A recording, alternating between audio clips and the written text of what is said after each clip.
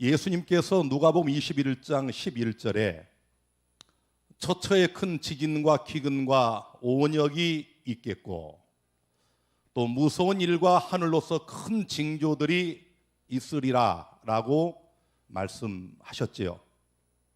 특별히 예수님은 누가복음 21장에서 재림의 징조들을 말씀하셨습니다. 그러면서 친히 주님께서 이 땅에 오시기 전에 처처에 온역, 전염병이 있을 것이라고 말씀하셨어요. 지금 제가 2달 만에 컴퓨터를 볼 수가 있었는데요. 70일 만에. 지금 전 세계 191개국에 얼마가 확진이 됐습니까? 얼마죠? 8천만 명이 넘었어요. 8천만 명. 그리고 사망자가 180만 명이 넘었습니다. 엄청나죠? 우리 사망자가 두서너 달 전만 해도 한 20만 명이었는데 180만 명이 넘었어요. 이 온역이 이렇게 지금 올 들어서 7월 여름 지나고 가을을 지나서 그 다음에 12월 정점을 찍으면서 온 세계에 처처에 창궐한 것을 우리가 지금 목도하고 있습니다. 1년이 넘었죠. 올해 작년에 뜨거운 그 여름에도 우리가 마스크를 쓰고 다녔는데 이제 겨울 들어서 우리나라만 해도 6만 명 이상이 확진이 되었고 그리고 이제 사망자가 1,000명에 육박하고 있습니다. 900명이 넘었죠. 그리고 여러분이 지금 보시는 것처럼 전국 방방곡곡 각 처에 세계 도처에 처처에 우리 예수님의 재림이 임박했음을 알리는 온역이 창궐한 것을 우리는 경험하고 있습니다. 요즘은 또 요양병원 또 요양원 이런 시설들에 아주 심각한 이 전염병을 통해 많은 어르신들이 또 기저질환자들이 생명을 잃어가는 그런 일들을 우리가 겪고 있습니다. 하나님께서 우리 분이엘 요양원과 복지타운 우리 양로원을 사랑하셔서 오늘까지 단 한 사람도 우리 직원들이나 어르신들이나 환우들이 이 전염병에 걸리지 않도록 우리를 붙드시고 인도하신 하나님의 은혜를 인하여 하나님께 감사를 드립니다. 이 코로나가 지금 전 세계 78억의 인구가 쩔쩔매고 있는 21세기 현대 과학으로도 어찌할 수 없는 이 코로나는 다 합쳐도 1kg이 안 됩니다. 아주 작은 거의 눈에 전혀 보이지 않는 이런 바이러스가 80억의 인구를 이렇게 고통스럽게 만들고 있습니다. 지금 이 병에 걸려서 죽거나 또 확진되거나 이것도 좀 큰 문제지만 향후 이것이 진정이 된다 해도 세계 경제, 우리나라 경제는 이제 곤두박질을 칠 수밖에 없는 그런 위험천만한 상황에 놓인다고 하는 것은 전문가가 아니어도 다 아는 사실입니다. 여러분, 이 코로나 바이러스가 얼마나 작은가? 저기 머리카락이 보입니까? 저기 지금 큰 분은 꼬리처럼 생긴 게 머리카락이에요. 머리카락을 확대를 해놨고 그 다음 하얀 게 해변가의 고운 모래입니다. 그리고 백혈구가 보이죠? 그 다음 2번 건너뛰면 빨간 적혈구 보이죠? 자, 그 다음에 그 밑에 쭉 가면 지카 바이러스는 거의 안 보이고 거기 3번째 빨간 게 그게 코로나 바이러스입니다. 그 위에 박테리아가 보이는데 박테리아보다도 너무 작은 우리 손에 있는 세균보다도 1000분의 1밖에 되지 않는 이런 미세한 바이러스가 지금 1년이 넘도록 전 세계 모든 사람들을 곤경에 빠뜨리고 있는 그런 예수 그리스도의 재림을 우리에게 알려주는 재림의 징조로 우리 목전에 이루어지고 있다는 사실을 적어도 성경을 아는 우리들은 깨달아야 됩니다.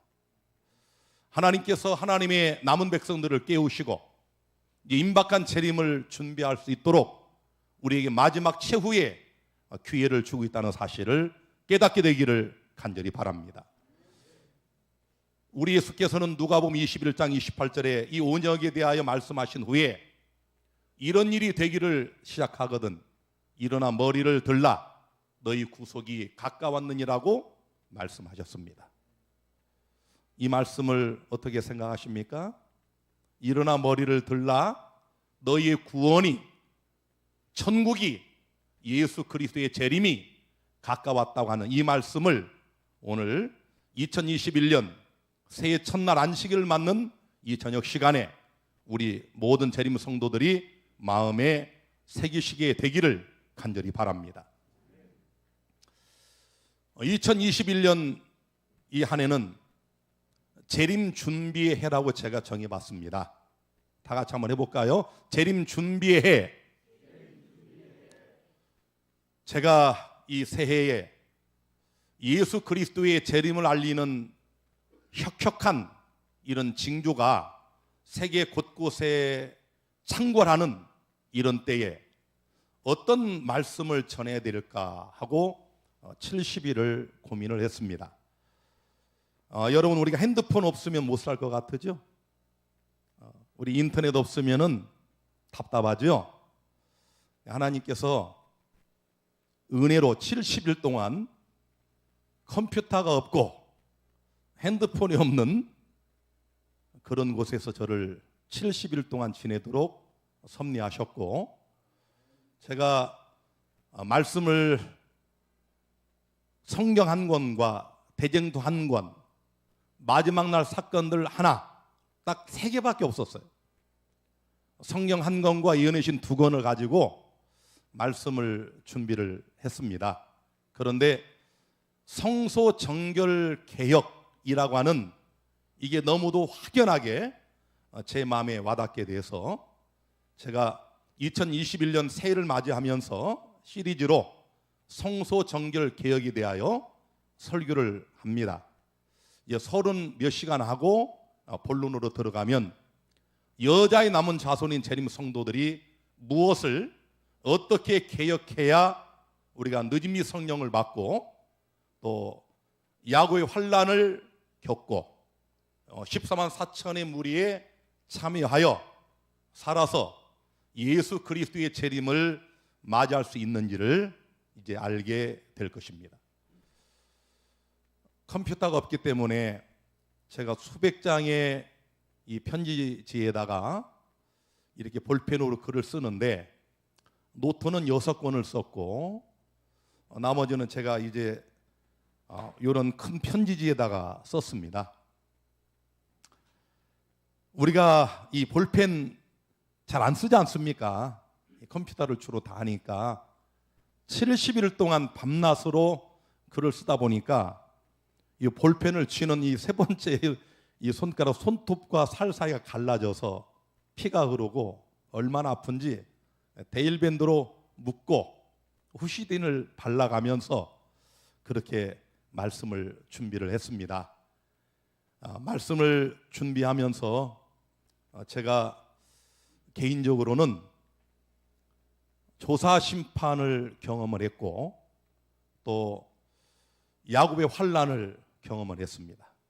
하나님께서 크신 은혜를 주셔서 70일 동안 참으로 4평 남짓한 그런 작은 방에서 10명이 함께 거하는 그런 곳에서 참으로 추운 곳에서 난방이 제대로 되지 않는 그런 곳에서 제가 하나님 말씀을 준비하면서 오늘 이제 첫 시간은 서론으로 성소 정결이란 무엇인가, 이거 여러분들이 그동안 몇 번 들어보셨지만 새로운 의미로 깨닫게 되리라고 생각이 듭니다. 그래서 제가 이 문제를 시작해서 이제 이곳 밝은 광명을 볼 때까지 70일 동안 대쟁투의 가장 마지막 장면까지 모든 글을 다 쓸 수가 있었습니다. 그때의 감격과 기쁨은 이루 말할 수가 없었습니다. 성소 정결이 무엇인가를 제가 경험을 했어요. 2300주야까지니 그때의 성소가 정결하여 지리라, 이 말씀의 참된 의미를 제가 깨달았을 뿐만 아니라 경험을 했습니다. 자, 이제 우리 마지막 때에 우리 이정표를 좀 보시겠습니다. 이제 많이 이제 익숙하시죠? 하나님께서 우리 인간을 구속하시는 그 구원의 시간표 2300주야, 다니엘서 8장에 나오는 가장 중대한 구속의 원리요, 구속의 시간표죠. 2300주야가 끝나는 그때로부터 이제 예수님의 재림까지, 우리가 가야 되는 최종적인 목적지인 예수의 재림까지의 이정표를 이제 우리는 달려가면서도 읽을 수 있도록 훈련이 되어 있지 않습니까? 자, 예수님께서 2300주야가 끝나는 1844년에 하늘 지성소에 들어가셨어요. 왜 들어가셨을까요? 자, 놀랍게도 저는 밖으로 전화도 할 수 없고 인터넷도 없고 휴대폰도 없는 그런 곳에서 70일을 지내면서 하나님이 주시는 성령의 영감을 통해서 이 말씀을 준비하면서 이 모든 말씀의 중심은 조사심판입니다. 제가 이 글을 거의 다 쓸 즈음에 우리 홍연표 목사로부터 편지가 왔는데, 태능교회를 개척해서 성공적인 목회를 했고, 또 현재 미국에 있는 박용호 목사님이 조사 심판을 조사하다, 다시스로 가는 배라고 하는 책자를 발간해서 재림교회에 다 뿌려서 재림교회가 발칵 뒤집혔다라는 편지를 보내왔어요. 제가 놀라지 않았습니다.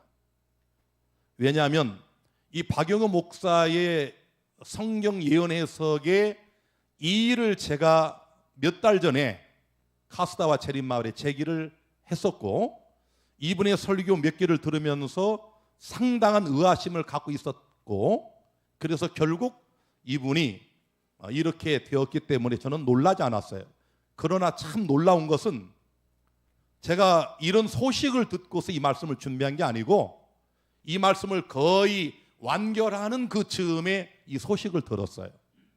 그래서 하나님께서 왜 나에게 70일 동안의 고난을 허락하셨고, 이 고난 학교를 통해서 이 주제를 선택하게 하셨고, 손톱이 갈라질 정도로 피를 흘리면서 이 말씀을 밤낮으로 준비하게 하셨는가 하는 것을 제가 깨닫게 됐습니다.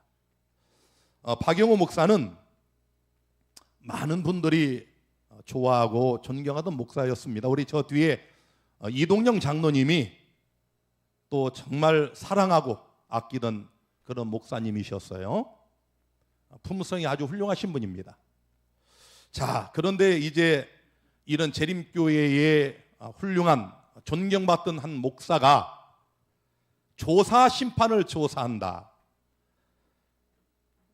이 책을 제가 없어서 고민을 했는데, 우리 신주연 선교사께서 오늘 차를 하나 대절해 가지고 퀵서비스 차 한 대 이 책 하나 갖고 여기로 안성까지 오게 했어요.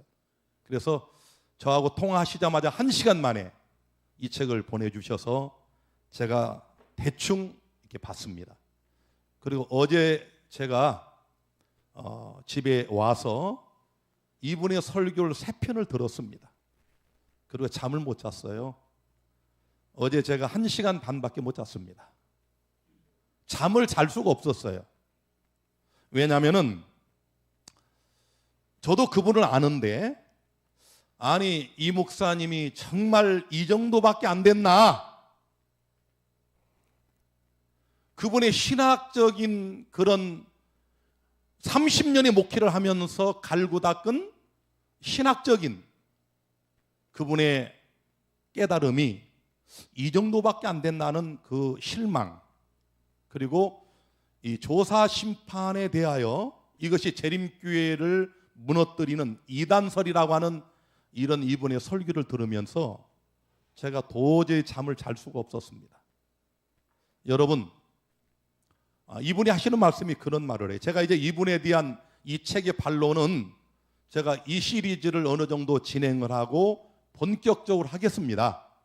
자, 그런데 이분이 하시는 말씀은 1844년 2300주야가 끝나는 그때에 재림운동을 했던 윌리엄 밀러와 재림운동가들이 예수님의 재림의 날짜를 정했다가 예수님이 재림하지 않으니까 변명으로 조사 심판을 만들어냈다. 그래서 대실망이라는 말을 쓰지 마라, 이런 설교를 하는 걸 제가 들었습니다. 그야말로 제가 실망을 했습니다. 자, 과연 우리 재림교회가 믿고 있는 조사 심판이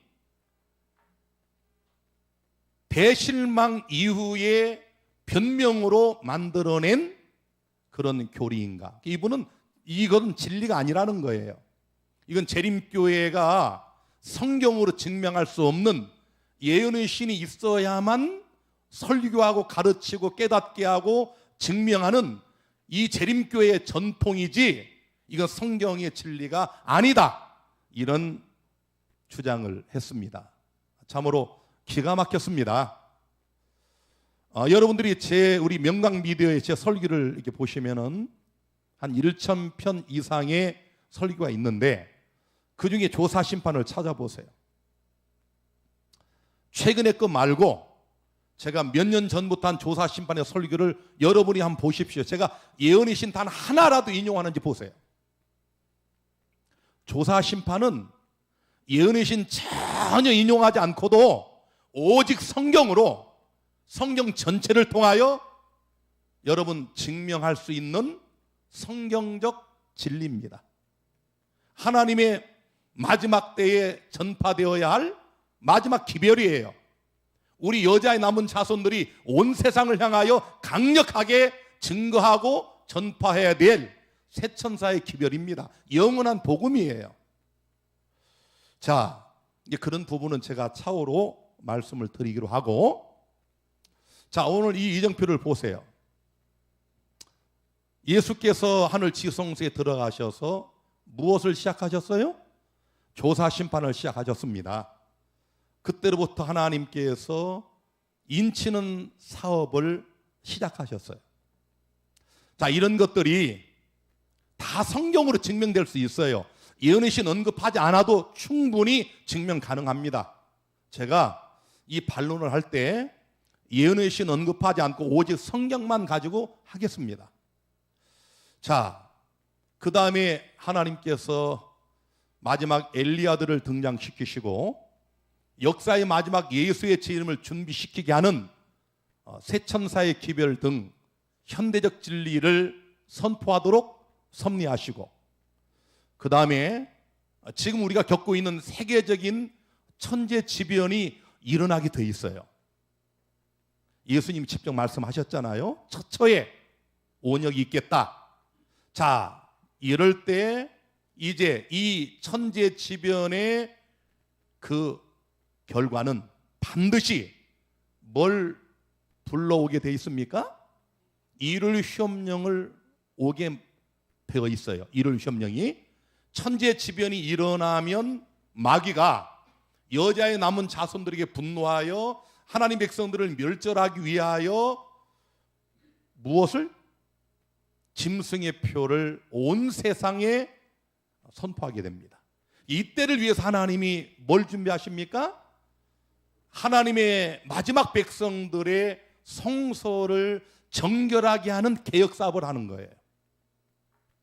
여러분, 2300주야까지니 그때의 성소가 정결하여지리라. 그 성소는 이 땅의 지상 성소 아닌 거 아시죠?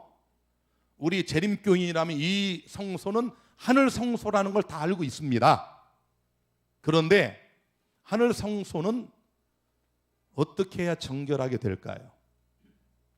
여러분, 하늘 성소에 들어갈 하나님의 백성들이 개혁을 통해서 성전을 정결하게 하는 사역이 먼저 이루어져야 하늘 성소가 궁극적으로 정결하게 됩니다.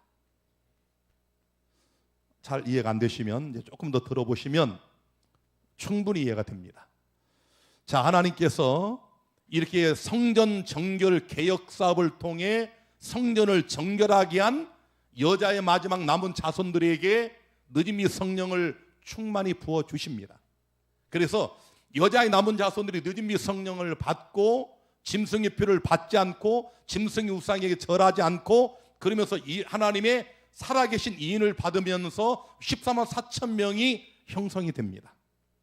자, 그러면서 드디어 인치는 사역이 끝납니다. 이 땅을 향한 하나님의 은혜의 손길이 거두어지고 은혜의 시간이 영구히 끝나게 됩니다. 그러면서 7 재앙이 내려요. 그리고 하나님의 성도들이 마지막 겪는 하나님의 성령이 떠나가고 중보자가 없는 그 위태한 시대에 홀로 서는 경험, 야곱의 환난을 겪습니다. 자, 그리고 드디어 예수께서 재림을 하십니다. 다시 한번 여러분과 제가 지금 하늘 시온산을 향하여 등산을 하고 있어요. 세계적인 천재지변이 막 지나가는 동시에 1월 시험령이 내리게 되는데 그 엄청난 핍박과 박해의 피바람을 위하여 하나님께서 여자의 남은 자손들인 우리 재림 성도들에게 늦은 비를 부어주시는데 그러기 위해서 하나님께서 엘리야를 등장시키셔서 마지막 여자의 남은 자손들이 성전을 정결하게 하는 개혁 사역을 통해서 하늘 성소를 정결하게 하는 그 일이 선행이 되고 이렇게 성전이 정결하게 된 자들에게 하나님이 늦음이 성령을 부어주십니다. 자, 선지자의 글을 통해 확인을 좀 하겠습니다. 늦은 비를 받을 자 가르보면 기별 1권 191페이지 셋째 천사의 기별은 큰 음성으로 고조되고 있는데 그대들은 당면한 의무를 마음대로 등한히 하면서 자, 이 당면한 의무 이게 뭘까요? 자, 우리에게 당면한 의무가 있어요. 우리 성전을 정결하게 하는 개혁 사역이 이루어져야 되는데 이걸 등한히 하면서 장차 큰 축복을 받게 되고 아무런 노력도 없이 놀라운 신앙 부흥의 체험을 늦은 비를 맛보게 되리라고 하는 엉뚱한 생각을 해서는 안 된다. 아시겠습니까? 자, 우리가 해야 될 일이 있어요. 아무나 늦은 비 받지 못합니다. 안식일 지킨다고 늦은 비 받는 게 아니에요. 우리 안식일교회 다닌다고 늦은 비 받는 게 아닙니다. 대다수가 떨어집니다. 그중에 극소수에게 하나님이 늦은 비 성령을 부어주시는데 자, 그들이 누구라고요? 당면한 의무를 게을리하지 않는 자들입니다. 그대들은 오늘 하나님께 그대들 자신을 바쳐서 하나님께서 그대들을 귀 쓰실 그릇으로 만들고 주님의 봉사 사업에 합당한 인물이 되게 하라. 자, 하나님께서 늦은 비 성령을 부어 주실 수 있도록 우리의 그릇을 깨끗하게 하라. 그릇을 준비하라. 그릇을 예비하라. 그래서 슬기로운 처녀가 되라. 그런 얘기죠. 오늘날 그대들은 자기 자신을 하나님께 바쳐 먼저 자기를 비우고 잘 들으세요. 시기심과 질투심을 버리며 악한 생각과 다툼을 그치고 하나님께 욕이 될 모든 것들을 버려야 할 것이다. 할렐루야. 여러분, 오늘 2021년 새해를 맞는 첫날 안식일입니다. 우리 오늘 그동안 우리 마음을 지배하고 우리 생각과 동기를 지배하고 우리 삶을 지배하던 시기심, 또 질투심, 악한 생각, 다툼, 하나님께 요구이 될 모든 것들을 여러분 버리기로 결심하는 이 저녁이 되시기를 바랍니다. 우리 뜻을 정하시고 다니엘처럼 뜻을 정하여 이 모든 것들을 단절하기로 결심하시게 되기를 바랍니다. 오늘날 그대들은 그릇을 뭐하게 하여? 순결하게 하여 하늘의 이슬을 받을 준비와 늦은 비의 소나기를 맞을 준비를 해야 할 것이다. 늦은 비가 누구에게 이르는지 아시겠죠? 제가 70일 동안 고난학교에서 귀한 경험을 했습니다. 마귀가 저를 죽이려고 달려드는데 정말 저는 죽음이 제 눈앞에 보였어요. 사단이 박진아 60년 인생의 모든 죄들을 다 까발려서 보여주는데 제가 그 죄의 무게가 너무 커서 죽고 싶었습니다. 그냥 단순하게 내가 어떤 큰 죄를 짓고 이런 죄뿐만 아니라 생각으로 지은 죄들, 동기로 지은 죄들, 연약한 환자들에게 인상 쓴 것까지도 다 마귀가 보여주는 거예요. 며칠 밤낮을 잠을 이루지 못하면서 죽고 싶은 생각이 들었어요. 마귀가 그렇게 끌고 갑니다. 여러분, 그냥 단순하게 죄를 버려라 이게 아니에요. 하늘나라 가기를 소망하시지 않습니까? 여러분, 예수님께서 우리를 위하여 십자가에 죽으셨잖아요. 저는 예수께서 박진아를 위해 설리신 그 갈바리 십자가의 보혈의 가치가 얼마나 엄청난 것인지를 제가 보게 됐어요. 하나님께서 나를 사랑하시고 우리를 사랑하시기 때문에 생각과 동기로 지은 죄들까지라도 다 버리라고 오늘 우리에게 말씀하고 있습니다. 하나님은 자비하시고 은혜로우시고 노하기를 더디하시고 인자와 진실이 많지만 공의의 하나님이십니다. 회개하지 않은 죄인을 하늘에 결단코 데리고 가실 수 없으셔요. 여러분, 그냥 우리가 회개한다, 연말 기도주일에 그냥 기도하고 끝내는 이런 정도가 아니란 말이에요. 여러분과 저의 삶을 지배하고 내 생각을 지배하고 나의 동기를 지배하는 죄들, 하찮게 여기던 그 죄가 그 하나가 우리를 영멸하게 할 수 있다는 것입니다. 제가 깜짝 놀란 게 저 한방에 있었던 죄수 하나는 5만 원 때문에 징역 8개월을 받았어요. 자기 후배를 데리고 와가지고 자기는 여자친구하고 차 안에 있고 걔 혼자 남의 집에 들어가가지고 물건을 훔쳤는데 금고에 돈이 없어 5만 원을 훔쳐 나왔습니다.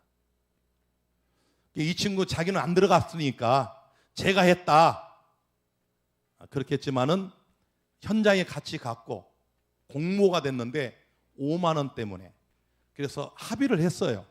이 친구 아버지가 22살인데 185만 원 주고 합의를 했습니다. 5만 원 훔친 것 때문에 185만 원을 주고 합의를 했는데도 불구하고 이 22살 아이가 옛날 소년원에 있었고 전과가 있다는 그거 하나 때문에 징역 8개월을 받았어요. 여러분 믿어지지 않겠지만 150원 훔친 것 때문에 들어와 있는 사람도 있었습니다. 150원. 그러니까 이 돈의 액수가 아니에요. 이 법이라고 하는 것은 그 액수를 보는 게 아닙니다. 5만 원 훔치러 들어갔지만 거기에 500만 원 있었으면 훔쳐왔을 거 아닙니까? 그래서 차를 대기하고 공모하고 하나가 문을 따고 들어가서 훔친 행위, 그 자체를 법으로 징역 8개월. 우리 하나님의 법은 세상 법보다 못하다고 생각을 하십니까? 여러분, 여기 보세요. 가려법은 기별 191페이지 계속 읽겠습니다. 늦은 비는 분명히 내릴 것이며 하나님의 축복은 모든 더러움에서 정결함을 입은 영혼들에게 가득히 채워질 것이다. 누가 늦은 비를 봤습니까? 늦은 비가 분명히 내립니까? 여러분 믿으세요. 여러분이 예수 믿으면 죄사함 받는다, 이거 믿고 침례를 받으셨잖아요. 여러분 열애 안에 구별해 하나님께 드려라, 드리잖아요. 여러분 우리가 부활할 거 믿으시잖아요. 영생할 거 믿지 않습니까? 예수님 재림 믿지 않아요? 늦은 비도 내립니다. 약속이에요. 하나님은 거짓말하지 않습니다. 이제 늦은 비 성령이 곧 분명히 내릴 것인데 모든 더러움에서 우리가 하찮게 여기던 그런 우리의 신경질적인 그런 성격까지라도, 남에게 함부로 말했던 말 한마디까지라도, 우리가 연약한 자들을 무시했던 것까지라도, 이런 모든 이런 더러움에서 정결함을 입은 영혼들에게 늦은 비는 가득히 채워질 것이다. 늦은 비를 누가 받아요? 답이 나오지 않습니까? 자, 우리의 영혼을 그리스도께 복종시켜 유쾌하게 되는 날이 주 앞으로부터 이를 때 성령의 침례를 받기 위하여 합당한 사람이 되도록 준비하는 것이 오늘날 우리가 해야 될 일이다. 사랑하는 성도 여러분, 우리 분일교회 성도 여러분, 또 전국 곳곳에서 오늘 말씀을 듣고 계시는 우리 사랑하는 성도 여러분, 늦은 비는 곧 내립니다. 우리는 성령의 침례를 받아야 됩니다. 그러기 위해서 합당한 사람이 되기 위하여 준비하는 그것이 오늘 우리에게 당면한 일임을 깨닫게 되기를 바랍니다. 막달라 마리아 아시죠? 예수님을 뜨겁게 사랑했던 막달라 마리아. 마리아가 예수님을 잃어버린 순간이 있었습니다. 자, 막달라 마리아가 누굽니까? 우리 많이 들어보셨죠? 첫째로 막달라 마리아는 사복음서에서 모두 등장하는 인물이에요. 우리 일반적으로 마태, 마가, 누가복음을 공간복음이라고 그러고 요한복음을 더하면 사복음서라고 그러는데, 아주 중요한 문제는 보통 공간복음 3개 다 나와요. 더더욱 중요한 것은 사복음서에 다 나옵니다. 몇 개 안 돼요. 그런데 이 막달라 마리아가 마태, 마가, 누가, 요한복음에 다 나와요. 중요한 인물이죠. 예수님께서 7 귀신을 쫓아내 주심으로 기적적으로 병 고침을 받은 여인입니다. 누가복음 8장 2절에 보면 악귀를 쫓아내심과 병 고침을 받은 어떤 여자들, 곧 7 귀신이 나간 자 막달라인이라 하는 마리아, 이렇게 되어 있죠. 자, 그 다음에 여기 시대소망 568페이지에 보면은 절망과 파멸에서 마리아를 건져주신 분은 그리스도이셨다. 마리아는 그의 마음과 정신을 지배하고 있던 사귀들을 7번이나 책망하시는 그리스도의 음성을 들었다. 그를 위하여 아버지께 힘써 탄원하시는 예수의 음성을 들었다.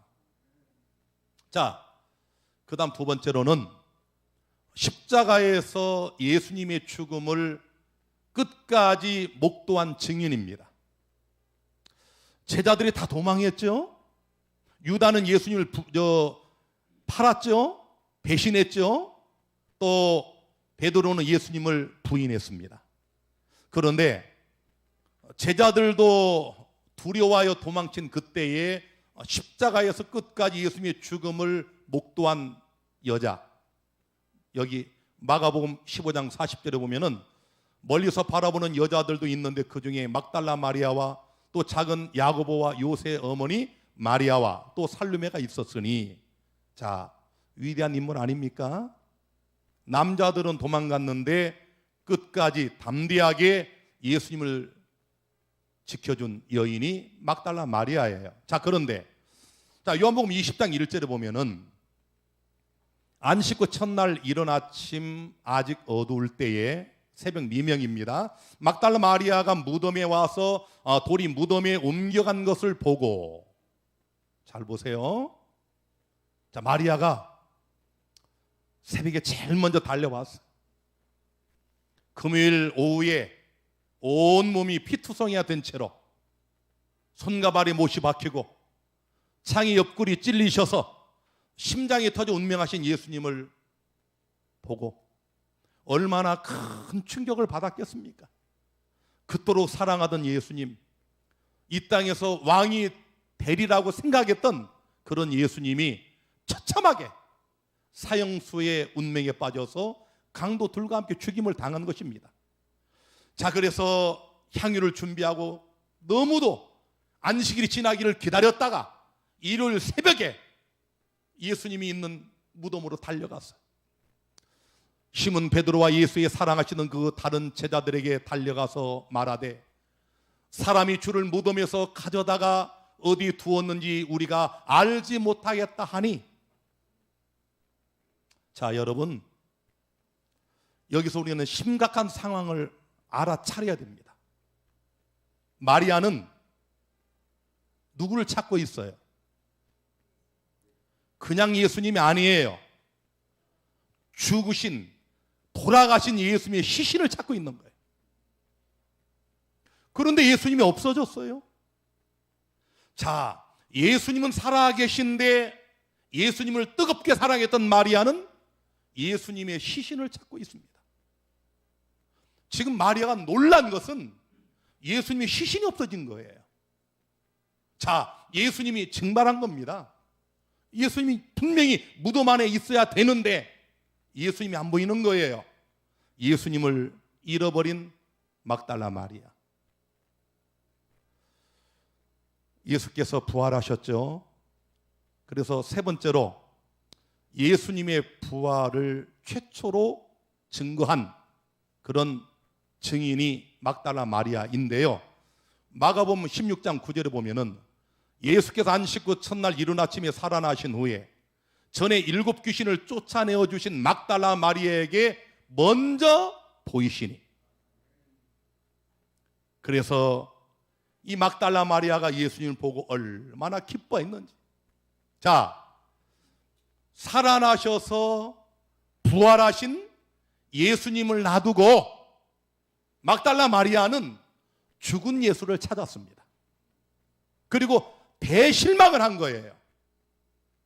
자, 이것은 예수께서 제자들과 마리아에게 의도하신 대실망이었습니다.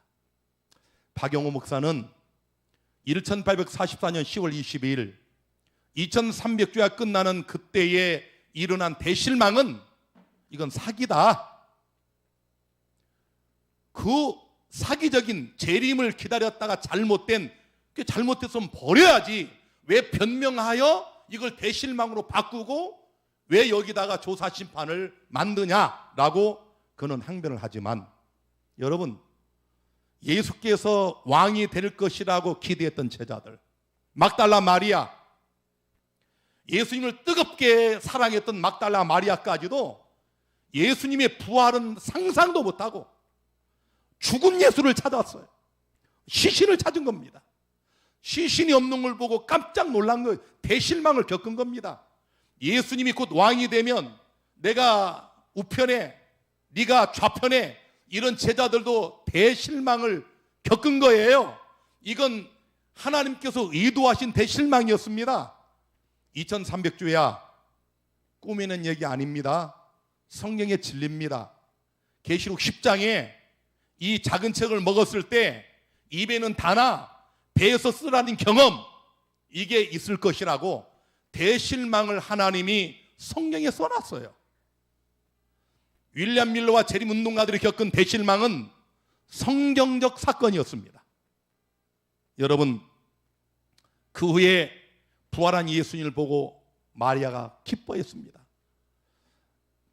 산상보원 129페이지에 주께서 7 사기를 쫓아낸 막달라 마리아가 구주의 무덤에 맨 마지막까지 남아 있었던 사람이었으며 그분께서 부활하신 아침에 제일 먼저 인사를 건넨 사람이었다. 얼마나 놀라운 특권을 누린 사람입니까? 이런 사람까지도 대실망을 겪은 거예요. 의도된 대실망이었어요. 그 후에 우리 제자들이 어떻게 예수님을 만났는지 아시지 않습니까? 낭망하고 좌절하고 실망하고 유대인들이 두려워서 모인 곳에 주님이 나타나시지 않습니까? 두 제자가 좌절하고 낭망하여 엠마오 고향으로 돌아가는 그 한밤중에 우리 주님이 나타나셔서 그들과 함께 걸으시면서 25리를 걸으시면서 성경을 열어 그들의 가슴을 뜨겁게 하면서 말씀을 가르치잖아요. 대실망을 겪었지만 여러분, 말씀을 통해서 이 실망의 원인을 찾았고 부활한 예수를 통하여 그들이 왜 십자가 사건으로 실망을 했는지 이유를 그들이 알게 되었던 것처럼 2300주야 끝나는 그 대실망도 성경에 예언된 실망이었고 하나님의 의도된 대실망이었어요. 그리고 그 대실망 이후에 적은 무리가 성경을 통하여 말씀을 통하여 놀랍게도 조사 심판의 영원한 복음을 찾아낸 그것도 하나님의 섭리였고 성경에 기록된 진리의 성취였습니다. 자, 우리 예수님께서 하늘로 승천하십니다. 가로대 갈릴리 사람들아 어찌하여 서서 하늘을 쳐다보느냐? 너희 가운데서 하늘로 올리신 이 예수는 너희가 가심을 본 그대로 다시 오시리라. 천사들의 이 약속을 제자들이 들었어요. 여러분, 제자들이 보는 가운데 하늘로 올리우셨습니다. 그리고 하늘로 올라가셨어요. 자, 하늘로 올라가신 예수님 어디 계십니까? 자, 서기 31년에 그 제자들이 보는 가운데서 하늘로 승천하신 예수님이 지금 2000년이 넘는 동안 어디서 뭘 하고 계십니까? 이 땅에 하나님을 사랑하고 예수를 믿는다고 하는 대부분의 계신 교인들은 예수님의 행방을 잃어버렸어요. 조사 심판을 모르는 사람들은 이 막달라 마리아처럼 실망한 제자들처럼 예수님을 잠깐 잃어버린 겁니다. 사랑하는 성도 여러분, 우리 예수님 하늘로 승천하셔서 뭐하고 계십니까? 그 대답이 히브리서에 나와요. 히브리 4장 14절에 그러므로 우리에게 큰 대제사장이 있으니 승천하신 자 곧 하나님의 아들 예수시라. 우리가 믿는 도리를 굳게 잡을지어다. 우리 예수님이 하늘로 올라가셨는데 뭐가 되셨습니까? 큰 대제사장이 되셨어요. 자, 보십시오. 히브리 4장 15절에 우리에게 있는 대제사장은 우리 연약함을 체휼하지 아니하는 자가 아니요 모든 일에 우리와 한결같이 시험을 받은 자로 돼 죄는 없으시니라. 여러분, 예수께서 하늘로 승천하셔서 뭐가 되셨다고요? 히브리 8장 4절에 예수께서 만일 땅에 계셨다면 제사장이 되지 아니하셨을 것이니 예수님이 하늘로 승천하셔서 우리를 위한 제사장이 되셨어요. 왜 제사장이 됐을까요? 박영호 목사가 이 책을 통하여 그의 유튜브 설교를 통하여 말하기를 십자가로 끝난다는 거예요. 십자가로 다 끝났는데 거기에 무슨 조사 심판이 있냐? 이게 이단설이라는 겁니다. 여러분, 그렇다면 왜 예수님께서 알곡과 가라지를 말씀하셨을까요? 왜 슬기로운 처녀가 있고 미련한 처녀가 있을까요? 왜 양이 있고 염소가 있을까요? 아니, 예수님께서 하늘로 승천하셔서 십자가로 모든 게 다 끝났다면은 어떻게 제사장이 되셨을까요? 왜 그분이 하늘 성소에 들어가셨을까요? 성소가 뭡니까? 제사장이 뭡니까? 죄와 연계된 장소요 직분입니다. 사랑하는 성도 여러분, 이제 내일 계속되는 말씀을 통하여 이번 기회에 다시 한번 우리의 영적인 눈을 열어서 우리를 위하여 하늘 성소에, 하늘 지성소에 제사장으로, 대제사장으로 입성하신 예수 그리스도의 행방을 찾게 되기를 간절히 바랍니다.